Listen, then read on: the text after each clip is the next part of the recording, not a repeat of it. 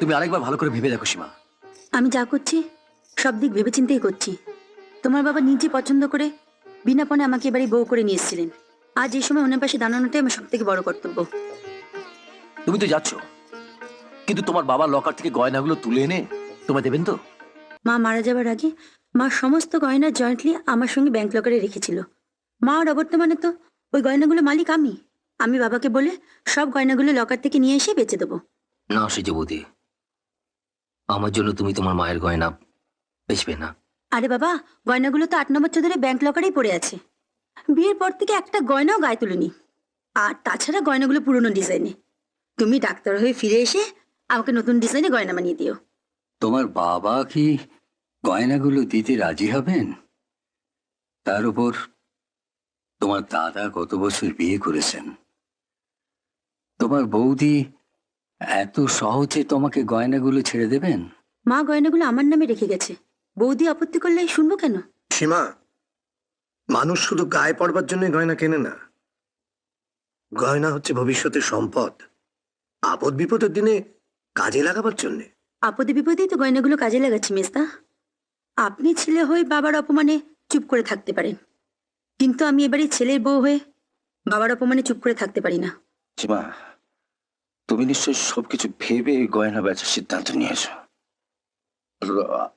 আরেকবার ভেবে দেখো, মানে ইমোশনের মধ্যে কোনো ভুল হয়ে যাচ্ছে না তো? না বর্দা, বাবার চোখের জল মুছানো এবারই বউ হিসেবে আমার সবচেয়ে বড় কর্তব্য। তুমি কি গয়নাগুলো এ বাড়িতে একবার আনবে?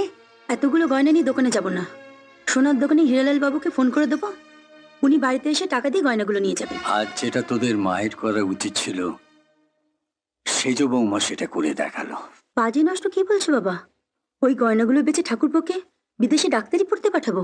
তোর ঠাকুরপোকে বিদেশে ডাক্তারি পড়তে পাঠানোর দায়িত্ব তোর নয়। ওর বাবা রয়েছে, 3 দাদা রয়েছে। কিন্তু ওরা টাকা দিতে পারছে না বলেই তো গয়নাগুলো বেচে। বোকামো করিস না সীমা, ভুলে যাস না তোর একটা মেয়ে আছে, তার বিয়ে দিতে হবে।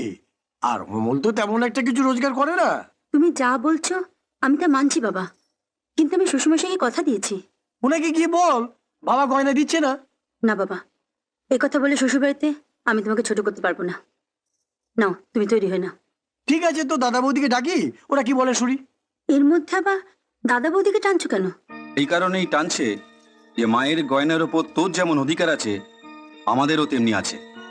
ব্যাংকে মার যা গয়না আছে তার অর্ধেক তুমি নিয়ে যেতে পারো। কেন অর্ধেক নিয়ে যাবো কেন? মা গয়নাগুলো আমাকে দিয়ে গেছে। মা তো কোথাও লিখে দিয়ে যাননি যে গয়নাগুলো শুধু তোমার একা। মায়ের সম্পত্তি ছেলে মেয়েদের মধ্যেই তো ভাগাভাগি হয়। মা আমাকে লিখে দিয়ে যায়নি এটা ঠিকই, কিন্তু মারা যাওয়ার সময় বাবাকে বলে গিয়েছিল। কি বাবা, মা তোমাকে বলে যায়নি? হ্যাঁ, তা অবশ্য বলে গেছে, আমার হাত দুটো ধরে বলে গেছে। তাহলে একটা কাজ করো, তুমি বাবার সঙ্গে গিয়ে ব্যাংক থেকে সোজা গয়নাগুলো নিয়ে এখানে এসো। আমি তার মধ্যে থেকে শুধু একটা নেকলেস আর এক জোড়া বালা বেছে নেব। না, আমি ওই গয়না থেকে একটা গয়নাও কাউকে দেব না। তাহলে তোমাকেও আমি গয়নাগুলো নিতে দেব না। তোমার সঙ্গে তোমার ঠাকুরপোর কি এমন পেরিত যে তাকে ডাক্তারি পড়তে বিলেত পাঠানোর জন্য ভবিষ্যতের সঞ্চয় ওই গয়নাগুলো বেচে দিচ্ছ?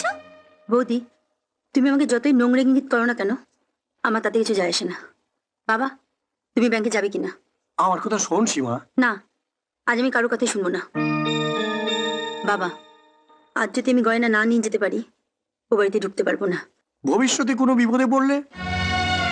আমি তোমাদের কথা দিয়ে যাচ্ছি বাবা, ভবিষ্যতে যতই বিপদে পড়ি না কেন আমি তোমাদের কাছে হাত পাততে আসবো না। এখন চলো তো গয়নাগুলো নিয়ে আসি। এখনো সময় আছে, তুমি সীমাকে বারণ করো। আবেগের বশে ও যা করছে তাকে তো ঠিক করছে না। আমি ওকে অনেক বুঝিয়েছি, ও কিন্তু বুঝবার চেষ্টাই করছে না। আচ্ছা বাবা, আজ তোমায় যদি কেউ অপমান করতো আমি চুপ করে বসে থাকতাম? বলো, আমার শ্বশুরমশাই আমার কাছে বাবার মতন। আজ অপমানের জ্বালায় বাড়ির সকলের সামনে উনি চোখে জল ফেলেছেন। ঠিক আছে, যা ভালো বুঝিস তাই কর। আমি চলি অমল। সবার অমতে গিয়ে কাজটা তুমি ভালো করছো না সীমা। ধরো অয়ন বিলেতে গিয়ে পরীক্ষা দিল, পাশ করলো না, তখন? তুমি কি বলছো? বাবাকে ওর জন্য আজ অপমানিত হতে হয়েছে। ওর বুকে এখন আগুন জ্বলছে। আমার তো ভয় হচ্ছে। আসবো সেজবতী? আসুন, ভেতরে আসুন, আপনাদের জন্যই আমরা অপেক্ষা করছি। আপনারা ওখানে বসুন। আচ্ছা। এই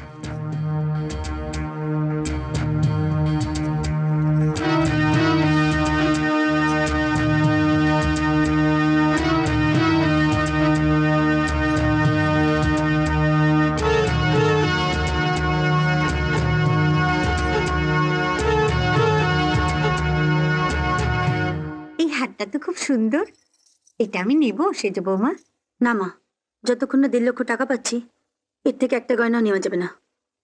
এই একটা হার আমায় দিতে পারছো না? ডিজাইনটা কি সুন্দর। ঠিক আছে, এটার যে ওজন সেই ওজনের একটা হার গলা থেকে দিয়ে দিন, আর এটা আপনি নিয়ে যান। এটা নিতে গেলে আমাকে সোনা দিতে হবে? তা তো দিতে হবে মা, গয়নাগুলো তো আমি পরার জন্য আনিনি, বেচার জন্য নিয়ে এসেছি।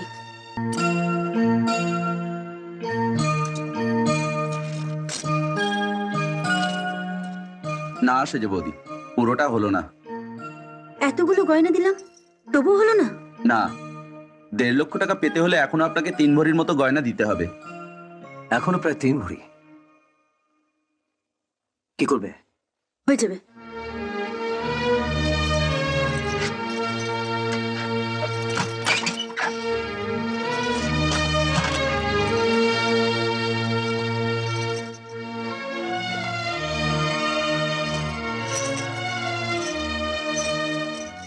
তুমি কি করছো? তীরে এসে তো তরি ডুবতে দিতে পারি না। গলার ওই হারটা দিন। আপনি শ্যাকরা হয়ে বুঝতে পারছেন না? এটা সোনার নয়, রোল গোল্ড। ঠিক আছে, এগুলো ওজন করে দেখি 1.5 লক্ষ টাকা দিতে পারি কিনা।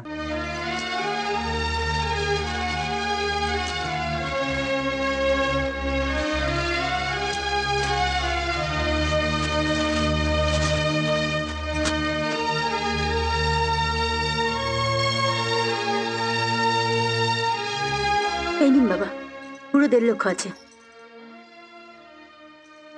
নে নে, প্রণাম কর তোর সেজ বৌদিকে, কর। তোর মা তোর জন্য যেটা করলো না, আজ তোর সেজ বৌদি তোর জন্য সেটা করলো। শাশুড়ি হচ্ছে মায়ের মতো, এত গয়না থাকতে একটা মূর্ছে ধরা হার আমায় দিতে পারলো না? যে গয়নাগুলো নিয়ে এসেছিলাম তার থেকে একটা গয়নাও বাঁচিনি মা। নে নে, প্রণাম কর তোর সেজ বৌদিকে। আগে বাবা মাকে প্রণাম করো। আমি কিছু টাকা দিয়েছি, এটা সত্যি কথা, কিন্তু বাবা মার আশীর্বাদ না পেলে তুমি বিদেশ যেতে পারতে না। থাক বাবা থাক। থাক থাক, হয়েছে।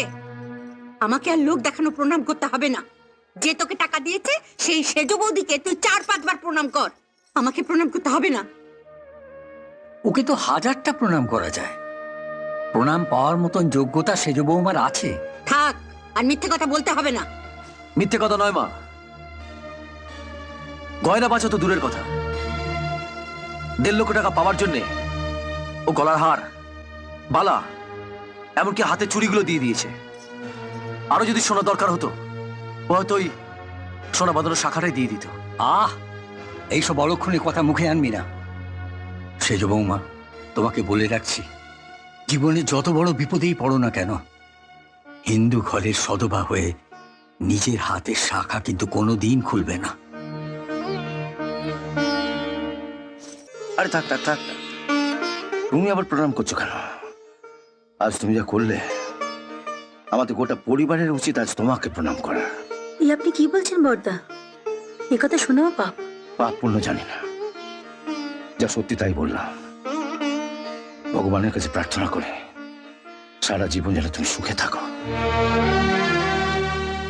ও দারুণ ভালো স্টুডেন্ট বাবা, তুমি দেখো ও খুব ভালো রেজাল্ট করবে। বলেই ভালো। ওর বাপটাও খুব তেজি, আমার কাছে গালমন্দ শুনে ছেলেটাকে বিলেত পাঠিয়ে তবে ছাড়লো। শুনেছি ওখানে লেখাপড়া করতে অনেক টাকা লাগে।